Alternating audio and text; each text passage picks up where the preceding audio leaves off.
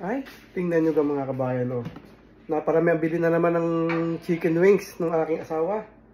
Eh, sino kang mga ngain na rin? Eh, ano naman mga ari pagkagana rin na stock na, eh, ayaw ng kakainin. Kaya ako minsan ay nakukuha na eh.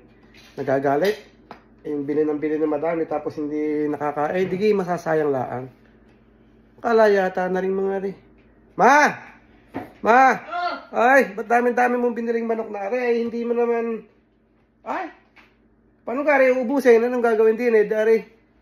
Kaya sabi ko sa inyo, pagka kayo bibili ng pagkain ng saktulaan, huwag yung dami-dami. Ay talagang pag-aaksayain nyo na alman eh. Anong gagawin ko din eh? Eh, ikaw ang bahala. Saan napadami anong gagawin? Ay siya eh, kung gayon eh.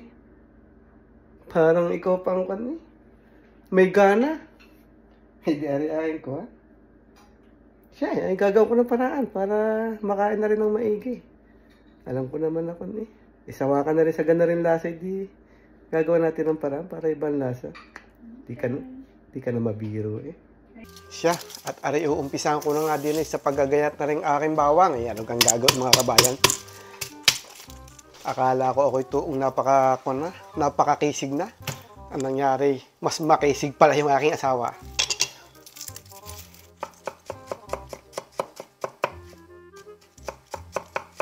Umpisahan ko na sa paglalagay na rin butter.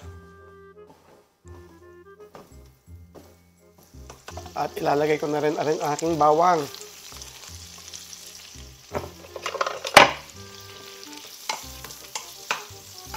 Bango. Napakabango talaga ng bawang. Pagkaga na rin, ginigisa. Ilalagay ko na rin manok. Uy!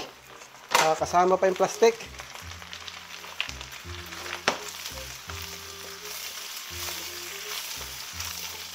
At okay na yung chicken wings mga kabayan, kaya ilalagyan ko na rin parmesan cheese.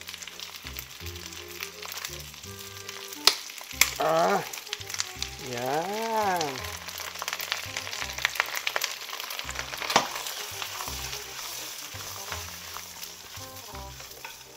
Parang maiba naman ang lasa.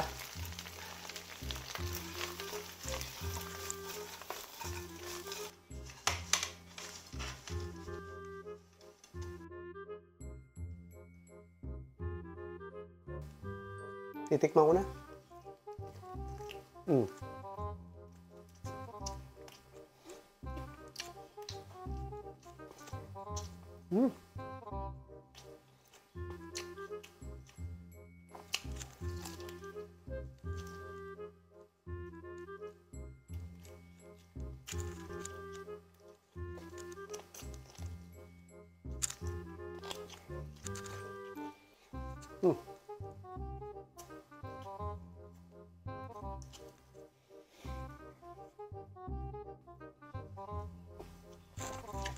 Ayun.